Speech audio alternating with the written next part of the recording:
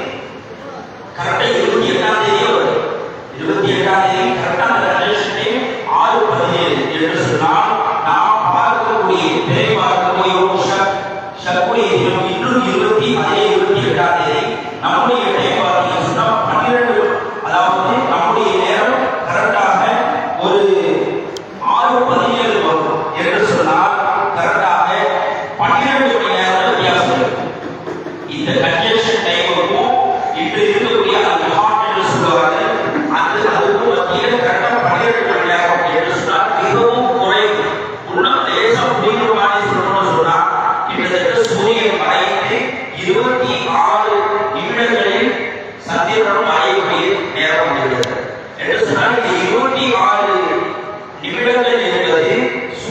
மறைவுக்கும் அந்த சந்திர மறைவுக்கும் இடைப்பட்ட அந்த நேரம் என்பது சரியான ஒரு புள்ளி விவரங்களை நாம் பார்ப்போமையானால் 1% கூட வாய்ப்பு இல்லை. அதாவது 0.34% புள்ளி 34% தான் வாய்ப்பு இருக்கு.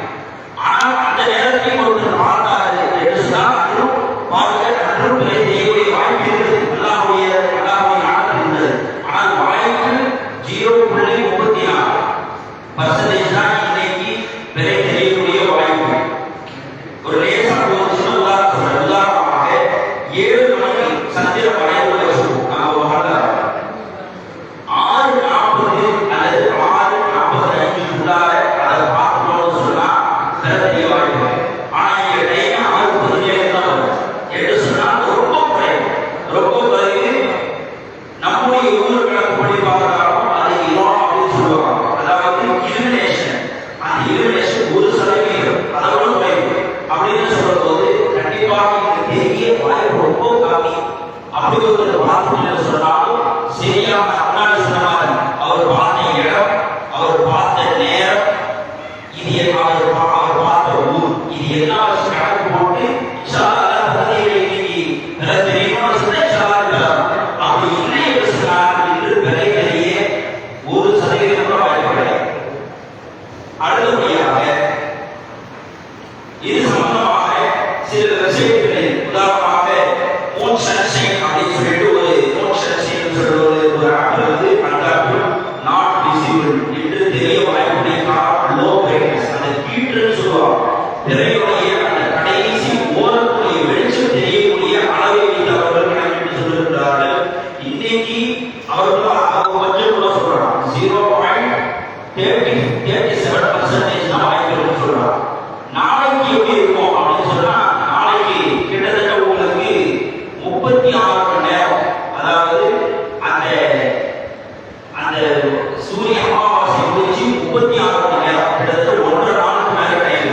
அப்படின்னும் போது உங்களுக்கு கிட்டத்தட்ட 3.25% வாய்ப்பு நாளைக்கு தெரியும். இன்னைக்கு என்ன சொன்னா நாளைக்கு கண்டிப்பாக தெரியும். நாளைக்கு நோவு கண்டிப்பாக இருக்கும். இப்ப சூரியன் மறைவிலிருந்து சந்திரன் மறைவுக்கு இடைப்பட்ட நேரத்தின் அளவை வைத்துதான் நாம் இன்று சற்குடைய நாளில் தெரியுமா தெரியாதா என்பதை யூகிக்க முடிகிறது.